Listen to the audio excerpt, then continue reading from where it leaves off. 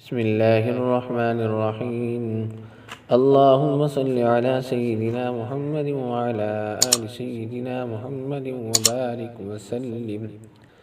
محترم سامعین، آپ سے بیان کرنے لگے ہیں ایک ایسے صحابی کا واقعہ ہے جن کی نئی نئی شادی ہوئی، سہاگ رات انہوں نے منائی، اور سہاگ رات منانے کے بعد دوسرے دن غسل بھی نہیں کیا، اللہ کے راستے میں چلے گئے۔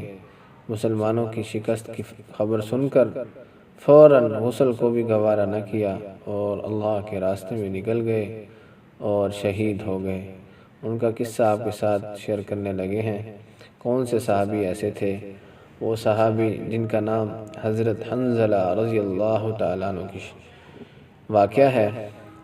توجہ سے سنیے گا انشاءاللہ۔ ایمان کرام، پیارے نبی صلی اللہ علیہ وسلم فرمایا کہ یہ ستاروں کی مانند ہیں۔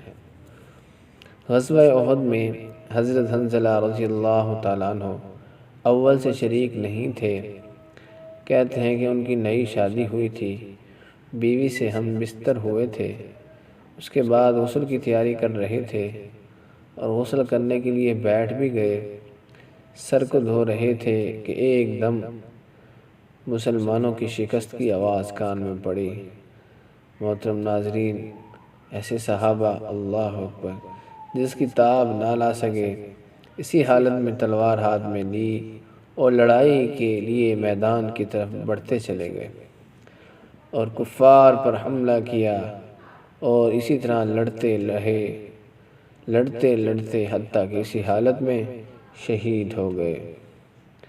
محترم ناظرین، صحابہ کرام واقعی صحابہ تھے، ایسی جماعت جیسے پیارے نبی صلی اللہ علیہ وسلم کو اللہ تعالیٰ نے عطا فرمائی، اس جیسی جماعت نہ اس سے پہلے تھی، نہ قیامت تک اس جیسی جماعت کوئی آئے گی۔ محترم ناظرین، شہید ہو گئے۔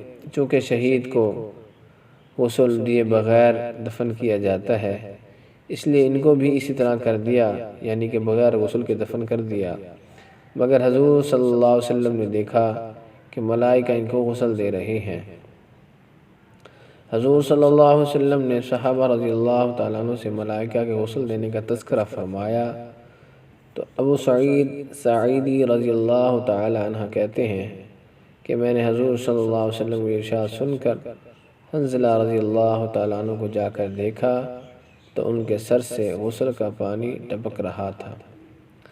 حضور اقدس صلی اللہ علیہ وسلم نے واپسی پر تحقیق فرمایا تو ان کے بغیر نہائے جانے کا قصہ معلوم ہوا۔ محترم ناظرین، یہ بھی کمال بہادری ہے۔ بہادر آدمی کو اپنے ارادے میں تاخیر کرنا دشوار ہوتا ہے، اس لیے اتنا انتظار بھی نہیں کیا کہ غسل پورا کر لیتے۔ محترم ناظرین، آج ہم اپنے آپ کو دیکھ لیں، اگر نماز کا وقت ہو جاتا ہے تو ہم اس انتظار میں ہوتے ہیں کہ ابھی 10 منٹ باقی، پھر 8 منٹ باقی، 5 منٹ باقی، 2 منٹ باقی، اب مجھے مسجد میں پہنچنے میں کوئی ٹائم نہیں لگے گا، 2 منٹ کے اندر میں نماز میں جا کر شریک ہو جاؤں گا۔ ہماری حالت تو یہ ہوتی ہے، مؤذن اذان دیتا ہے اور ہم اس انتظار میں ہوتے ہیں کہ کب ٹائم ہوگا کہ فوراً ہم جا کے جماعت کے ساتھ شریک ہو جائیں گے۔ لیکن ہمیں چاہیے کہ مسجد میں وقت سے پہنچنا چاہیے تاکہ اللہ کے گھر میں بیٹھ کر کچھ دیر ذکر کر لیا جائے، پھر نماز پڑھی جائے خشوع و خضوع سے۔ محترم ناظرین، اللہ تعالی ہمیں بھی صحابہ کرام جیسا ایمان نصیب فرما دے۔ دعا ہے کہ اللہ تعالی ہم سب کو عمل کرنے کی توفیق نصیب فرمائے۔